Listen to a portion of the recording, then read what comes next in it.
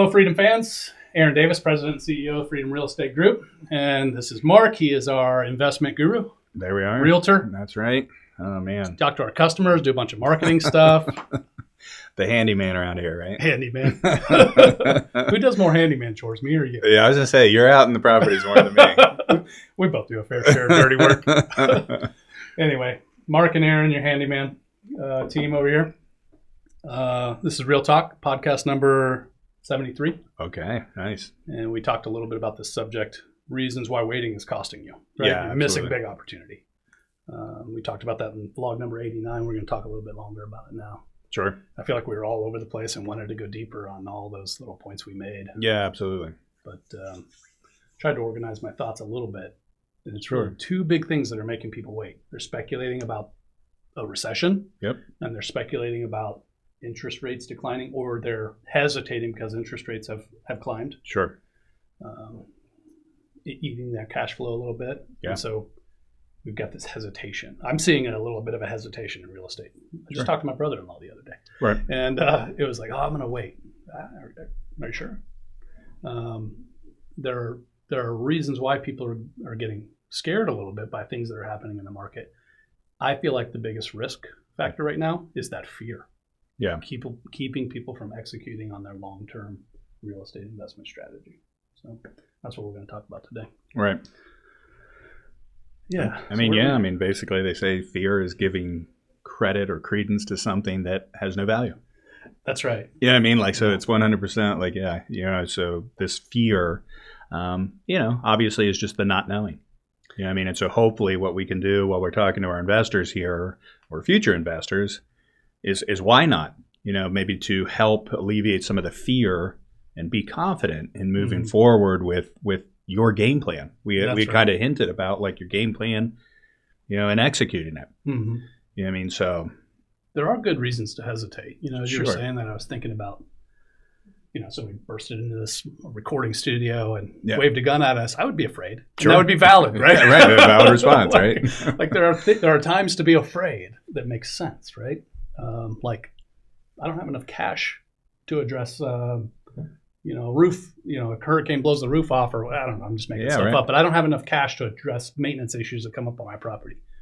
You should be a little bit afraid of investing in real estate. Real estate is real, right? Yeah. There's actual physical hard assets there that need addressed from time to time. Right. Sometimes it's a $50 fix. Sometimes it's a $5,000 fix.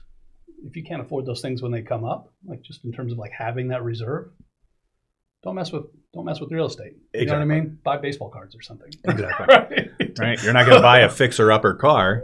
You know what I mean? Right. And that's then, right. and just hope park that, in the garage and think it's going to be worth more. Right, exactly. And hope that, like, oh gosh, I hope nothing breaks down on this because, they don't make that part anymore. You know what I mean? Like, yeah. So, that's right. You better be ready to do some dirty work. Exactly. So you got to have. So there are good reasons. There are reasons you should or could be afraid in a rational way. Yep.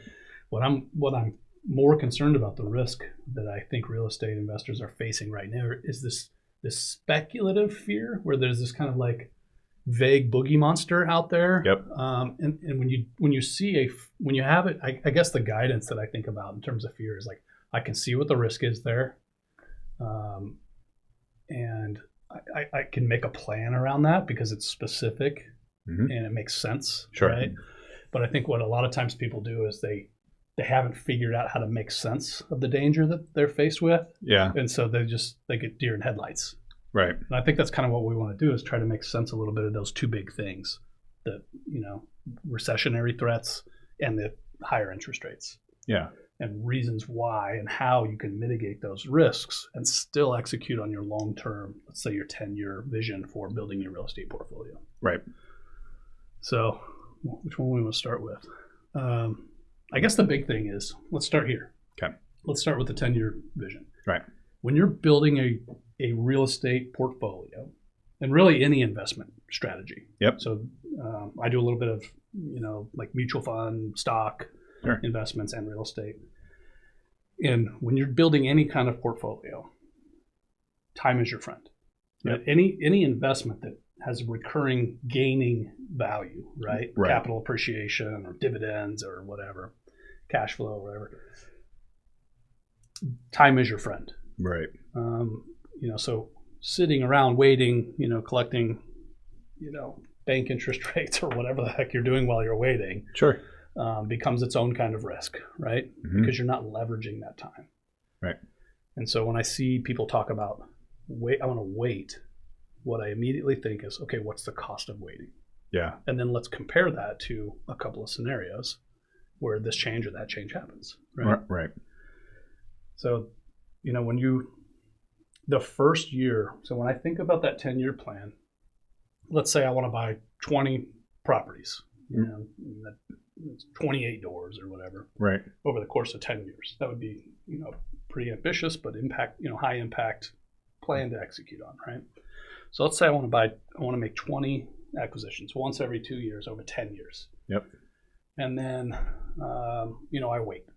I want to wait for interest rates to go back to 4% or whatever. All right. When's that going to happen? You Right. know? Yeah. I don't either. Mhm. Right? If I knew. So what does Right? that do to your 10-year plan? Right? Yeah. So right. what are you going to do with that? I've saved up my $30,000 that I'm going to put into this rental property. Right. And per my plan, Right. now's the time to buy, but interest rates are high, so I'm going to wait. Okay, so I'm going to do what with that $30,000? Put it in the bank or Right. put it in a whatever, Right. To some grow other it vehicle a or something. a half of a percent. Yeah, whatever that is. Right. It's either something that has its own risk or something that has its own, rates or whatever. And then I'm going to wait. Okay, so let's say 6 months goes by, and interest rates move a little bit. Mhm. Let's say a year go by, and interest rates finally hit some magic number where you think it's comfortable. What's the impact of that? Sure. And you kind of did an analysis on that, which I thought was pretty smart. Yep. The big risk there is, you've waited a year. Mhm. Let's say interest rates are lower, and that property is going to cash flow better, right? Yep. But will it, because now the price is higher? Right. Right? You So- have to come out of pocket more, for your down payment. That's right. Your mortgage is maybe less on paper, but you owe more. Mm-hmm. You know what I mean? So you may have like a lesser amount, because the 4% versus the 7%, Mm-hmm. but now I'm mortgaging a higher amount versus Yeah. the lower amount. Now I'm mortgaging 165 instead of 150, Right. right? Exactly. Or whatever the numbers are. Mhm. Yeah, so that's a fact. Just the capital appreciation impact of waiting has cost you something, Correct. right?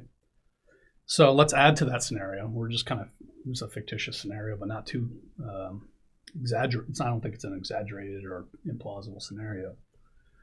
Let's say this property you're looking at today makes you $200 after you pay for some maintenance or whatever. You kind of average $200 a month. Yep. Modest cash flow, and over the course of 2 years, you can cash flow $2,400. Mhm. That's your refinancing Right. expense, right? So that your closing costs or whatever to refinance the property, grab a hold of that lower Mhm. interest rate is paid for with the cash flow for that year. But instead of waiting, you've made capital appreciation in the property, whatever the appraised value of the property goes up Right. over time, right? And you've paid down some principal, at least your first year's worth. It may not be a lot then, but as you look at it over a 30-year plan or whatever, Right. or a 30-year mortgage, that first year matters, right? Right. So you've got somebody else paying your mortgage. The value of the property has gone up. Right. You've gone through, let's say you had to turn over a tenant in that first year, and now you've got a good one in there. So you've gone through that exercise and improved your cash flow position on the property. There's a net gain there. And so what do you gain if you wait? Right. Whatever else you did with your money. Exactly. That's it. Yeah. So is it going to be better than that capital appreciation and paying down that principal? Is it going to be better than that? Well, the one thing, so when we put together this, side-by-side comparison of like what it would look like, if you bought now, let's just say, sky's falling 7% and you're waiting for 4%. What I should have done is then done the third one, so we did the side-by-side, but do the third one to show what it would look like now at that original purchase price back at 4%. Yeah. that cash flow might even be higher than what it is. Mm-hmm. So because we were talking, like, don't get That's me true. wrong, like if you took these two There's nothing to guarantee that cash flow is going to be better just because the interest rate's lower, because multiple things impact the cash flow. Right? Exactly. So whether, say the real estate, because I did like just a 3% year over year of the value of the home increasing, which is modest, and it could happen. It's probably normal, even in a slower market. But so you're waiting for that interest rate, but taxes could have gone up. There's other variables, of course, that could go up, and you take those into consideration. But then to think,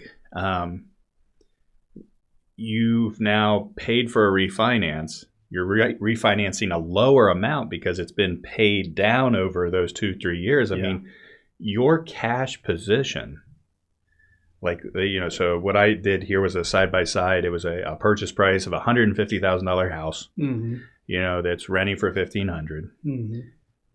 And in 3 years, this house, with the 3% would be worth $165, and let's just say that the rent's bumped up, year over year as well. So $1,500, $1,575, $1,650. Sure. So let's just say that we're just keeping up with that. Let's just say the taxes go up a little bit, insurance goes up a little bit, but everything kind of follows with it.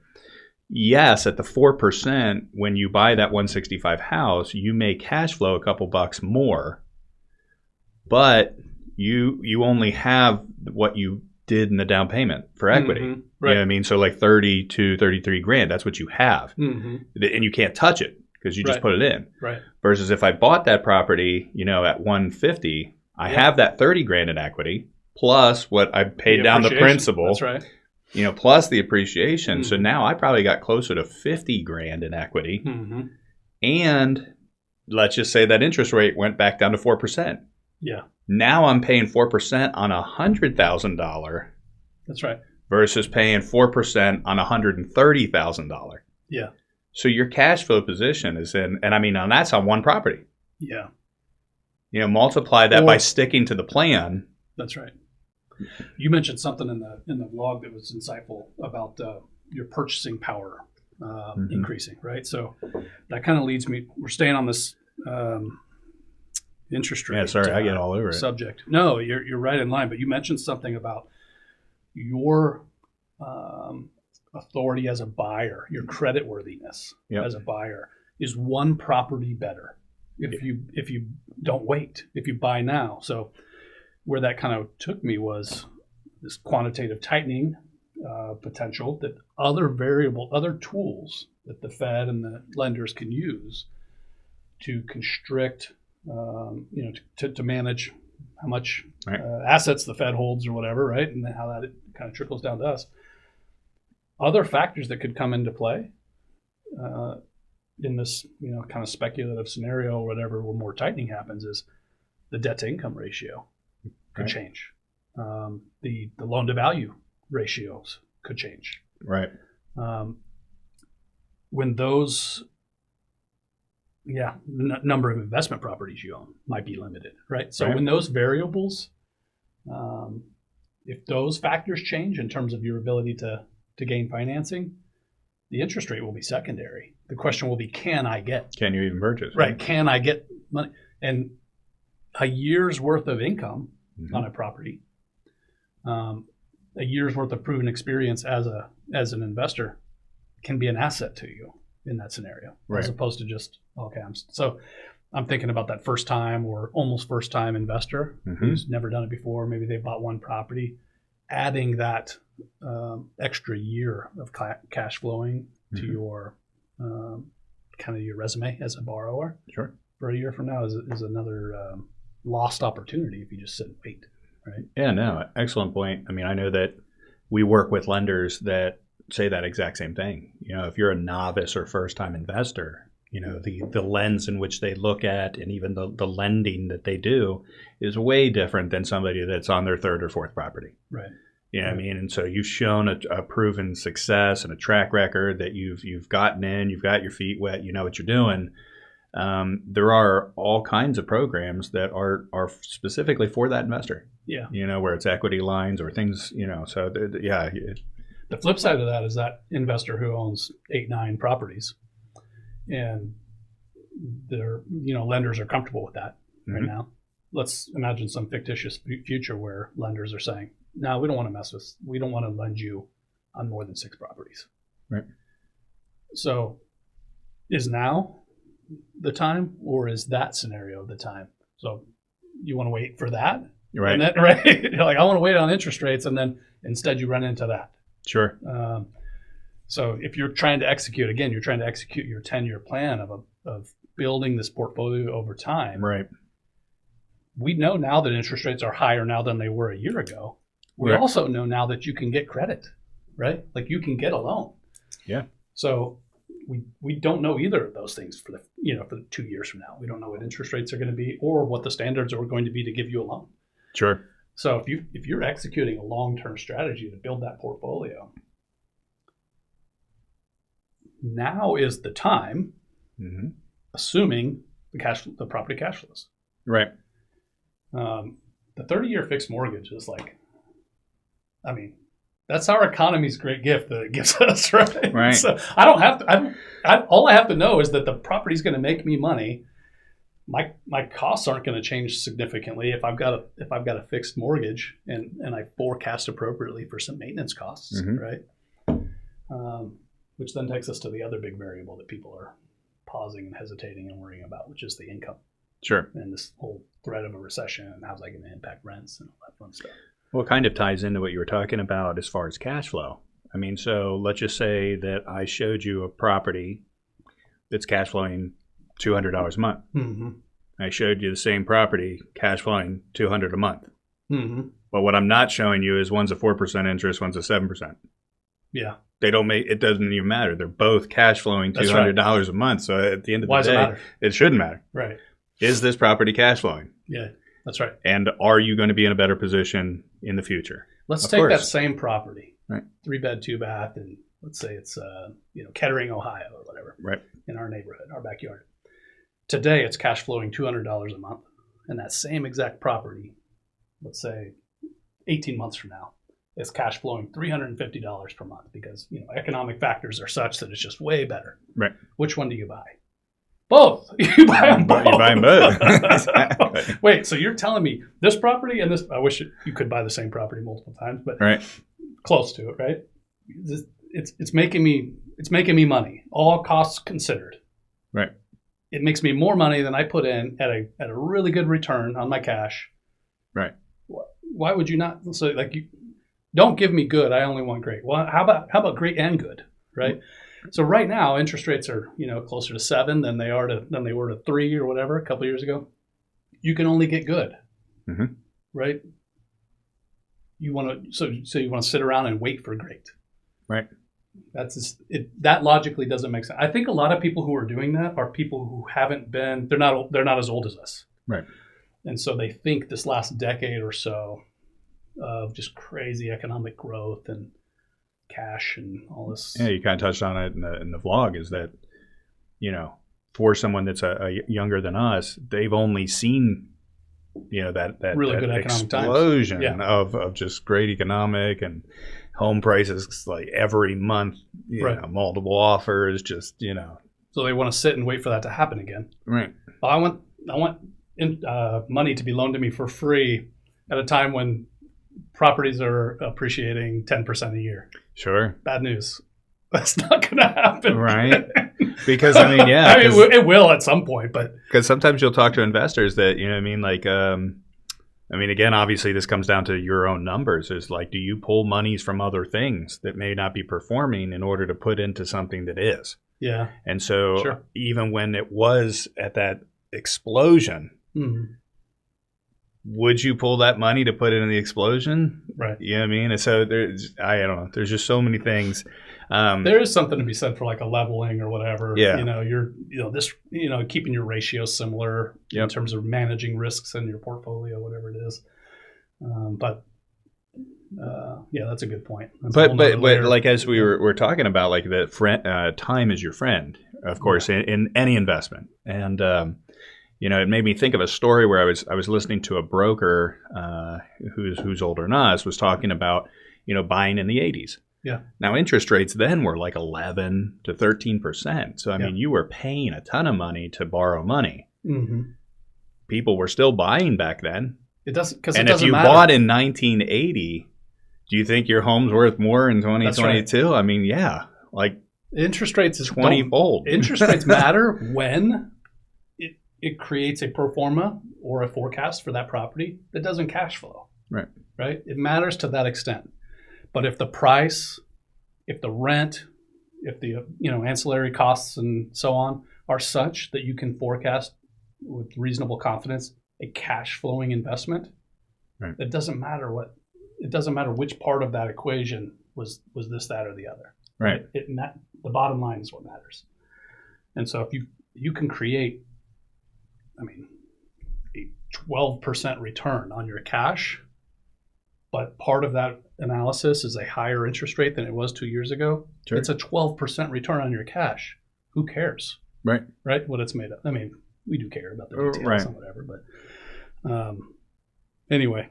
So let's go to the other side of the equation, which I think there's a little less hesitancy when people think about a recession threat and whatever else. Yep. And I think there's less concern about that for a reason. But, recession threat or a recession with a long tail that drags out for a while has people worried about their income. Mm-hmm. And so their investment into a real estate makes them worry about rents right. and employment and all that kind of stuff. I think there's some validity to that. Sure. And I think we should be, you shouldn't be forecasting rent increases too dramatically. Mm-hmm. In fact, I would recommend running just assume that it's not going to go up. Right. Is it still a good deal for you? Yep. If rent doesn't go up next year and the year after, because you don't know what's going to happen to the economy, right? Let's assume rent doesn't go up next year. Let's assume it doesn't go up for 2 years. But the reality is rents, particularly in B and C class properties, don't go down. Right. You look at they've not gone down for 100 years. If you look at every 5-year period, mm-hmm. There's never been a 5-year period where rents went down for the last 100 years in B and C class properties. So, again, I kind of mentioned that in the blog. Right. That's not necessarily true in luxury apartments and whatever else, but kind of the staple, fundamental, necessary brick and mortar that we all occupy. Rents don't go down over 5-year periods. Mm-hmm. So, the more important factors to look at there are wages and employment. Right. And we might be in a kind of receding gross domestic product measurement or whatever, but wages and employment are through the roof and still going up. Right.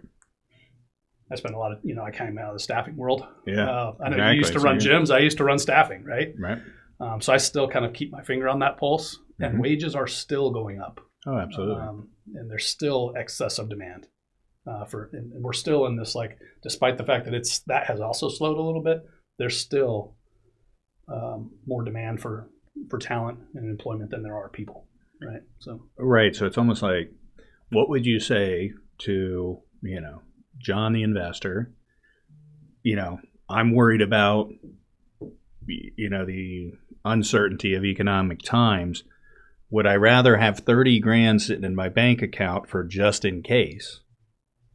Or would I use this 30 grand on an investment that may, return me $3,000 or $4,000 a year? Mm-hmm. There is something to be said for having enough cash set aside. Right. Particularly as we go into potential recession, right? Don't spend your last dollar. That's a dumb move on anything. In a bear market when everything's growing and whatever. Don't spend your last dollar. Maintenance costs are going to come up. Right. At some point, your tenant's going to leave. Right. And you got to turn the property, right? Somebody might not pay you for a month or whatever. You got to kick them out, and 2 months later, you're finally seeing cash flow again or whatever, right? So mm-hmm.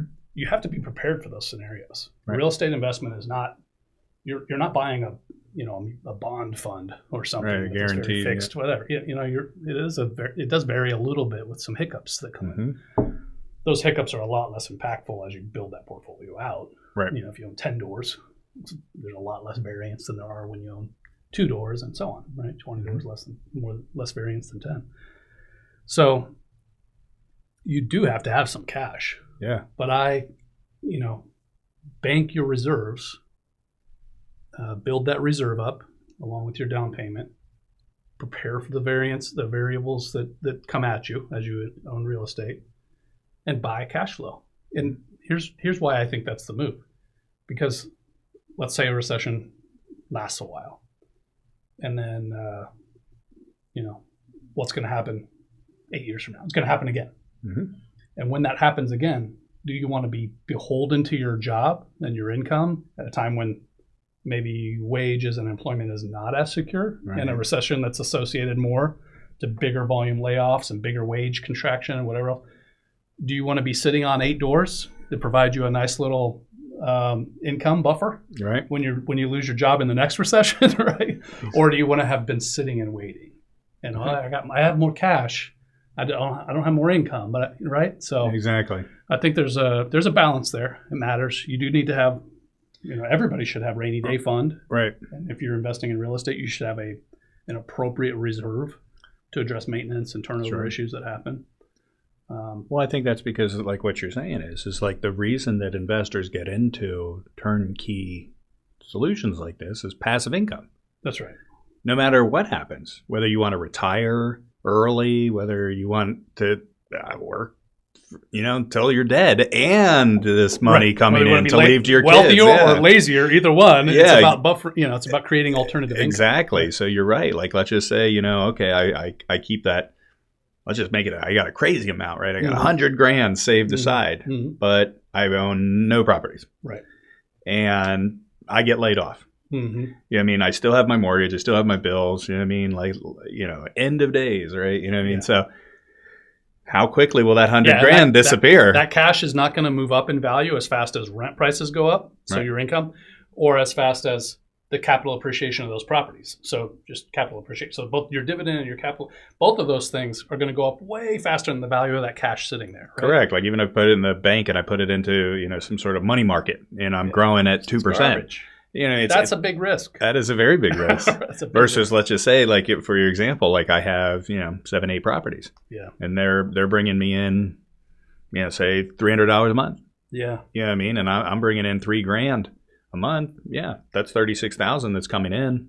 Mm-hmm. Or whatever, $3,000 a month is coming in. Yeah. Plus, I still have all the equity. If I had to refinance, if I had to sell one off, if I had to just sell one, there's my $100,000 back. Right. Plus, now I'm still making $36,000 a month. So it's the reason why people get into investing. Yeah, because you have a real asset. I think it makes sense that there are a lot of. I sometimes forget how old I am because I still feel like I'm in my 20s. But I guess now we're old enough that we've been through like a couple of different economic times or whatever. Not say we have it all figured out or anything, but emotionally, like I'm not impacted much by. I think I even said something on social media recently about recession, because I've been through a couple of uglier ones, right? The 03 thing and the 08 thing, whatever. And this feels like nothing to me. And it's because wages and employment are still high, so like everybody's still able to make a good income or whatever else. Inflation is crazy and hurting people bad. I think that's real. That is real. Home prices, rent prices, food prices, gas prices are killing people, and I think that's real. That's going to hurt. Right. But when you're building a real estate portfolio, rents are what drive your income, and rents are good. Rents are healthy. Not good for the renter, not great for the renter at all, and my heart goes out to them. But for the investor, they're healthy. Sure. And they're not. You should run your numbers accounting for the potential that they're going to go down, but they probably won't. The scenario in which they drop those are rare, right? Yeah, this could almost be that inflation stopgap.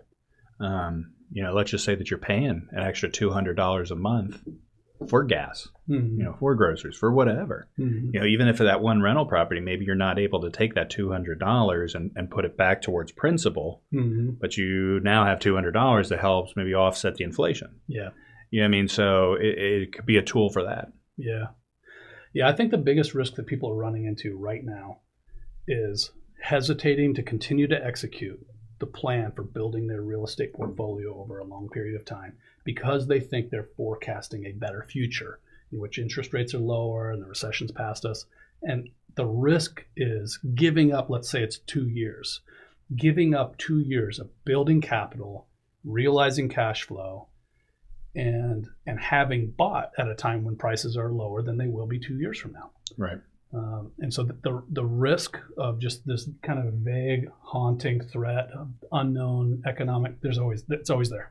Right. I'm just telling you from experience, it's always for the last 10 years, somebody has cited every year or two a reason why we're about to have a correction in the market. Right.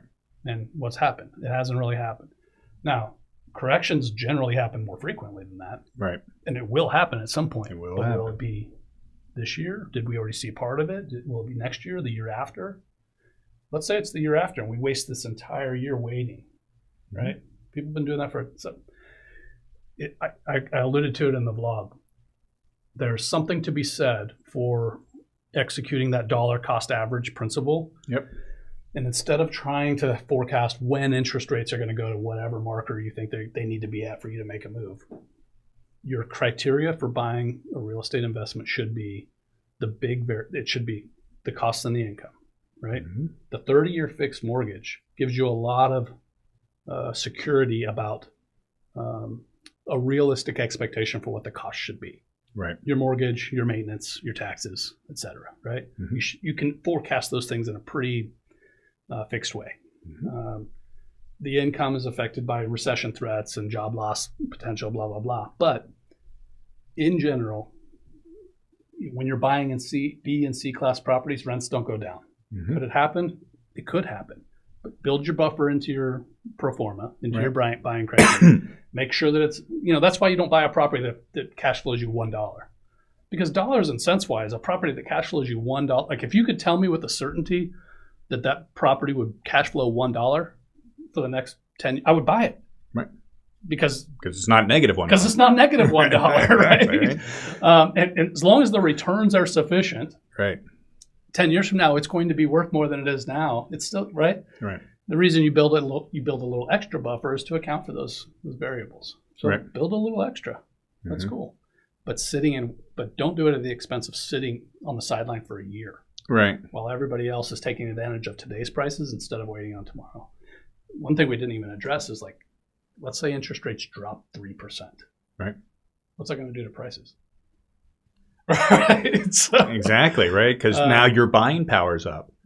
Now you also have more investors in the market because we were talking about that as well. So the same economic drivers. Right now, you've got, the people that's a savvy investor and know to buy now. Yeah. Versus ones that may be a little tentative to buy now because of the uncertainties we're talking about. But when the floodgates are off and it's free money again and it's, mortgage rates are, historic lows, everybody's cashing in their 401ks. Everybody's got money. So now that demand, is the same. Yeah, absolutely. There's a lot of risks. There are more risks to sitting and waiting than there are to executing a well thought out decision criteria about sufficient cash flow to make the deal worth it. And I think I alluded to it earlier that if you're cash flowing $200 over the year, that pays for, let's say it's a B or C class property in a market like Dayton, Ohio, that pays for your refinance. Right. So you've gained capital appreciation. You've gained, principal being paid out on that mortgage over that first year. And then now you can also gain that lower interest rate. Let's say it's a year from now or whatever else. Right. If it's 2 years from now when it's at that point where it's worth it, even more so, right? So the time to buy when the price is right and the income is right, and the pro forma adds up to a good cash flow that projects a good return. The time to buy is now, assuming you've got the appropriate reserve and the cash flow provides you a good return. Because like you said earlier, whether I'm making $200 on a 7% or a 4%, it doesn't matter if that is sufficient to justify the cash investment and gives you a good return or whatever else. That's the criteria. Yeah, it's almost like in almost any investment that of course you don't want to buy it when it's its highest because it'll make the correction for the low, but no one knows when it's We're its not gonna highest. hold on. You know what I mean? Like, how do you know what the Right. highest price So, like, is? we're selling investment properties now, right? Right. We've got a bunch of other folks are as well, right? You think we're just going to sit on them? You think we're not going to sell them? Right. You think they're just going to be sitting there waiting for when the interest rates are low? They're not Exactly. going to be. Right. They're going to be gone because savvy investors are going to be buying them. If they're good cash flowing, good return property, they're going to be gone, right? And yeah, there'll be something else down the line, sure, but the price will be higher. Yep. So anyway, I just kind of wanted to speak to that whole, I want to wait it out. Or Right. There's so much risk associated to that. Absolutely. I mean, and I know this, I don't know if this, has any bearing on what we're talking about, but when you were talking about rents and they're always going up, just speaking to investors, when you are and you buy these, sometimes you do have to put on your renter's hat for a second. You don't need to necessarily raise the rents every month or every year. Right. You know what I mean? That's There's nothing wrong with keeping them the same Mhm. as long as you're still cash flowing. Now, I Sure. know that like you take into some other consideration, like inflation Mhm. and cost of living and things may have gone up for you. Mhm. You still have this protected investment. It's still paying your mortgage. You still are cash flowing. Mhm. I mean, maybe the taxes went up and maybe you have to adjust a couple bucks just to kind of offset that. But what would you rather pay for? Yeah. A turn? Yeah, that's right. You There know is what I mean? something Like to be said for raising Yeah. that rent and being like, okay, well now you just priced me out of the market. I can't afford to live here anymore because you need $100 a month. Yeah, there is You know what I something mean? to Is be that- said about being modest Right. and patient, and that brings up a whole nother point. You know what I mean? The sitting and waiting also costs you the discovery of landing that right tenant, right? Because a turn is not always a bad thing. Sometimes it costs you a little bit of money. You lose a month's rent or whatever, but that next tenant could be the better tenant. Mhm. And then when you find, the point you're making is when you find that better tenant who consistently pays on time, cares for the property, doesn't create hassle for you, Yep. dude, enjoy that. Exactly. Right. You know what I But mean? another thing Lower you lose his by rent. sitting- Right. Another Keep thing 'em. you lose by waiting is that there's a little bit of like a vetting and learning process. It may not be the first tenant, right? Let's say 2 years, 18 months in, that tenant leaves and they, the dog pisses all over the carpet or whatever, and that's a disappointing experience. And that second tenant is the one, and they stay for 8 years, Right. pay on time 100% every time, and Exactly. float over the floors Mortgage and is, never, right? mortgage is paid, But cash you've lost flow. that year of experience And and, discovery, access yeah. to that second perfect tenant that made that exceptional investment. You don't get that. Right. That extra year is lost, right? Absolutely. And anyway, time is your friend when it comes to compounding investments. So Sure. sitting and waiting is risky. All right, we're repeating ourselves, which is good. It means we've made our points, right? Very good. Yeah. Maybe it's time to wrap this up. No worries. Call it a day on this conversation. We can have the rest of the conversation over a beer later. There we are. All right, thanks for listening, folks. As always, appreciate your attention and your trust in us. Hope this was helpful to you as you're kind of addressing the kind of weird shifts in our economy right now. And what do we always say? Invest smart. Live happy. Take care. Thanks, guys. See you. Nothing on this show should be considered specific personal or professional advice. Please consult an appropriate tax, legal, real estate, financial, or business professional for individualized advice. Opinions and information on this show are not guaranteed. All investment strategies have the potential for profit or loss.